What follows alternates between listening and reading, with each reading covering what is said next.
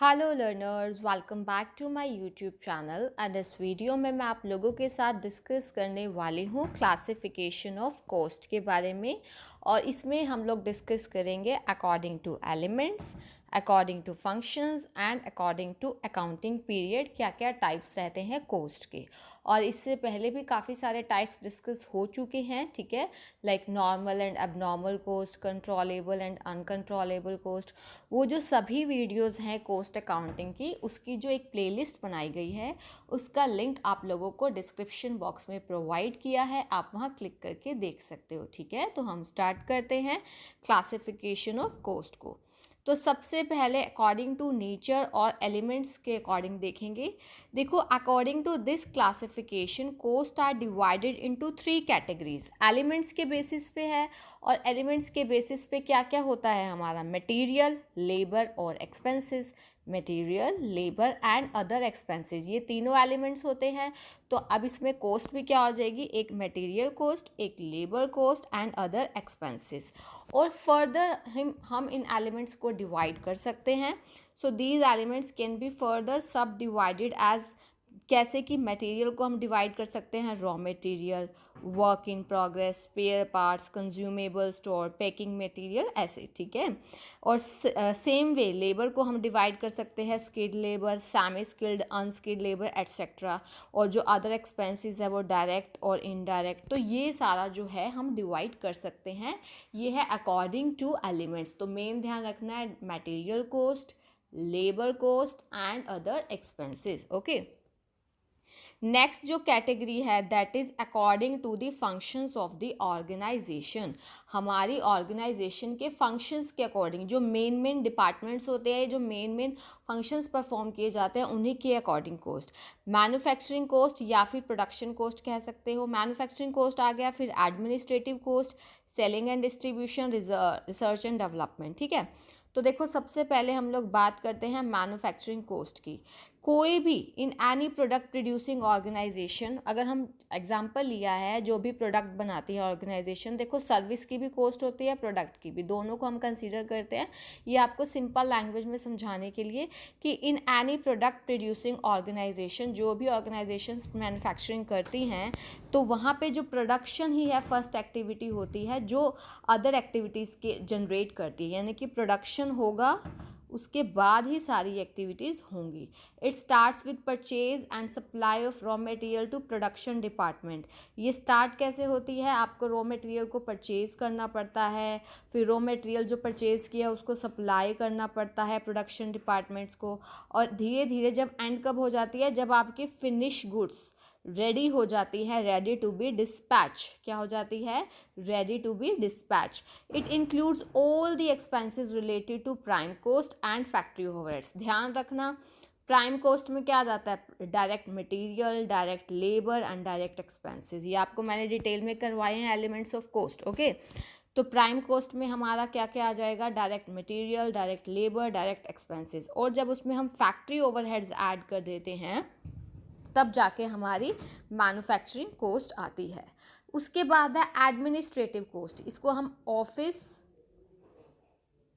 And administrative coast भी बोलते हैं। These are the cost incurred for running the office of the organisation. देखो, अब एडमिनिस्ट्रेशन में क्या होता है, डिसीजन मेकिंग, प्लानिंग, यही सब कुछ होता है, पॉलिसीज फॉर्मुलेट की जाती हैं। सो ये वाली कोस्ट उसी से रिलेटेड है। These are the cost incurred for running the office of the organisation where planning and decision making are undertaken. These expenses are incurred in the general management and administration of the organization. ठीक है, और ये administrative coast, ये सारी चीज़ें मैंने आपको examples के साथ, जैसे अब ऑफिस स्टाफ है उसकी सैलरी, ये सारा कुछ, ठीक है, ये हमारे एडमिनिस्ट्रेटिव कोस्ट में आ रहा है। जो ऑफिस में स्टेशनरी वगैरह यूज़ हो रही है, ये सब चीज़ें जो ऑफिस एंड एडमिनिस्ट्रेशन से मतलब रिलेट करती हैं। ठीक है, उसके बाद है सेलिंग एंड डिस्ट्रीब्यूशन कोस्ट। ये हमारे फंक्शंस के बेसिस पे कर रहे हैं। जो प्रोडक्शन है, अगर आपने किया है, उसका कोई मीनिंग नहीं है जब तक कि कंज्यूमर उसकी डिमांड नहीं करता। The production of goods has no meaning until and unless there is no demand by the consumer. कोई डिमांड करेगा तभी तो आपका जो प्रोडक्शन किया है वो यूज़ होगा, ठीक है। और इसी डिमांड को क्रिएट करने के लिए हमें सेलिंग एंड डिस्ट्रीब्यूशन कॉस्ट की ज़रूरत पड़ती है। अब जो ICMA है उन्होंने डिफाइन किया है सेलिंग कॉस्ट को as the cost of seeking to create and stimulate demand, यानी कि मार्केटिंग एक टाइप से, यानी कि आप डिमांड को स्टिम्युलेट करेंगे और ऑर्डर्स को सिक्योर करेंगे। सेलिंग कॉस्ट में आपका advertising, market research, showroom expenses, sample expenses and so on, ये वाली जनरली सेल्स को प्रमोट करने के लिए यूज़ की जाती हैं, ठीक है। उसके बाद जो डिस्ट्रीब्यूशन है, डिस्ट्रीब्यूशन का क्या मतलब होता है कि गुड्स को from the place of production to the place of consumption लेके जाना। So distribution cost is the cost of transferring the goods from the place of production to the place of consumption. So all the expenses related to dispatch of goods and delivering them to customer, ये हमारे किस category में आते हैं, distribution cost में आते हैं, okay. तो ये इसके बाद आता है हमारा रिसर्च एंड डेवलपमेंट कॉस्ट। देखो जो भी ऑर्गेनाइजेशन मैन्युफैक्चरिंग करती हैं उनको टाइम बाय टाइम रिसर्च करनी पड़ती है, नए नए मेथड्स देखने पड़ते हैं, नए नए यूजेस देखने पड़ते हैं प्रोडक्ट के, ये एक बहुत इंपॉर्टेंट चीज़ है, ठीक है। तो जो रिसर्च कॉस्ट हैं are those cost which are incurred for searching new method of production. कई बार देखो इनोवेटिव मेथड्स आते हैं प्रोडक्शन के, ऑब्वियस है जब टेक्नोलॉजी नई आ रही है तो आप उसी को ही यूज़ करना चाहेंगे, ठीक है। कोई नया प्रोडक्ट आप लाना चाह रहे हैं, नया material, new uses of the product, या फिर प्रोडक्ट में एग्जिस्टिंग प्रोडक्ट में इम्प्रूवमेंट करना चाह रहे हैं, या कोई भी नया design, so that it may attract new customers और adding new features to the product. ये सारा हम रिसर्च पे करते हैं। तो इसके लिए एक ऑर्गेनाइजेशन को ऑब्वियस है बेटर लेबोरेटरीज चाहिए, स्पेशलिस्ट स्टाफ चाहिए, तो इस पर हैवी एक्सपेंडिचर होता है, ठीक है। और अगर हम बात करें डेवलपमेंट की, तो जब आपने रिसर्च कर ली नए प्रोडक्ट की, नए मेथड्स की, जब वो सक्सेसफुल हो जाती है और उस रिसर्च को हम यूज़ करने लग जाते हैं for future, that is development हमने कर लिया, ठीक है। So the new product or so development means when the research for the new product or new method is successful and the research is used for implementation in future. जो new product है और system और technique में result into more profits in future to the organization. ये जो new product है या system है या technique है, ये more profits दे सकती है future में organization को for the development of new product। जब हम नए product develop करते हैं, sometimes pre-production cost, pre production cost जिसको हम ट्रायल कॉस्ट ऑफ प्रोडक्शन भी बोलते हैं, प्रोडक्शन से पहले की, यानी कि जब हम फाइनल प्रोडक्शन या एक्चुअल प्रोडक्शन करने से पहले जो ट्रायल लेते हैं उस कॉस्ट को हम क्या बोलते हैं, ट्रायल कॉस्ट ऑफ प्रोडक्शन या फिर प्री प्रोडक्शन कॉस्ट, ठीक है। तो ये आपने ध्यान रखना है, रिसर्च एंड डेवलपमेंट में मैन्युफैक्चरिंग कंसर्न्स का जनरली बहुत इंपॉर्टेंट फंक्शन होता है, ठीक है। अब हम पढ़ेंगे कोस्ट का classification according to accounting period, ठीक है। अकाउंटिंग पीरियड के बेसिस पे क्या क्या होता है, तो देखो कोस्ट या तो कैपिटल कोस्ट या फिर रेवेन्यू नेचर की हो सकती है। देखो कैपिटल एक्सपेंडिचर या कैपिटल कोस्ट को आप सिंपली समझिए जो जनरली आप लॉन्ग टर्म बेनिफिट के लिए इंकर करते हैं और हाई अमाउंट की होती है जनरली फिक्स्ड असेट्स में, ठीक है। और इसका मेन मोटिव होता है आपकी अर्निंग कैपेसिटी को बढ़ाने की बात हो रही है, इम्प्रूव करने की बात हो रही है।